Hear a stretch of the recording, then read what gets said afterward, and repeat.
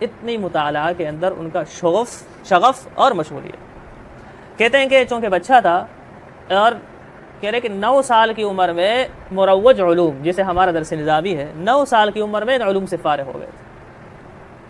والد صاحب سے بہت کچھ پڑھا۔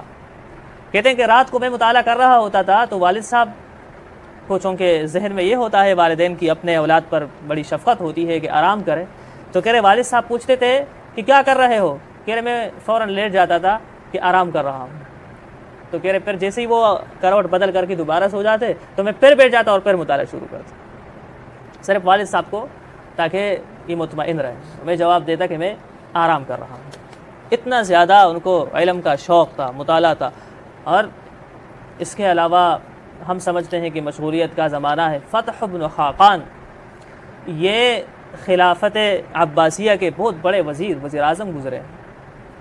یہ اپنے ساتھ پرانے زمانے میں یہاں آستین میں کتابیں ایسے گول کر کے رکھی جاتی تھی، یہ اپنے ساتھ مستقل کتاب رکھتے تھے، اور جیسے ہی ان کو موقع ملتا کہ خلیفہ صاحب مصروف ہیں فوراً دربار کے اندر کتاب اٹھا کے پڑھ لیتے۔ باہر نکلنا ہوتا تو راستے میں بھی چل رہے ہیں تو پڑھ رہے ہیں۔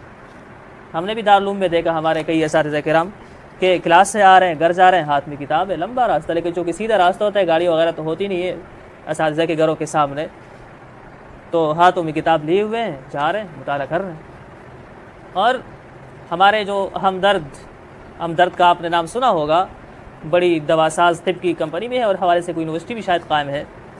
اس کے جو بانی ہیں حکیم محمد سعید رحمۃ اللہ علیہ کی بیٹی کی جب شادی ہو رہی تھی، اتنے بڑے آدمی جب شادی ہو رہی تھی تو انہوں نے سوچا کہ میں اپنی بیٹی کو جہیز میں ایسی کیا چیز دوں جو مجھے بڑا پسند ہو، سب سے زیادہ پسند کی چیز، تو اپنے بیٹی کو جہیز میں اپنا ذاتی مکتبہ دے دیا کہ سب سے زیادہ مجھے یہ چیز پسند، ذاتی مکتبہ کتابوں سے بھرا ہوا۔ بیٹی بھی ان کی پھر بیٹی تھی، اب میرے کئی تحریریں ان کی بھی پڑھی ہیں، تو وہ بھی بڑی علم دوست ہیں۔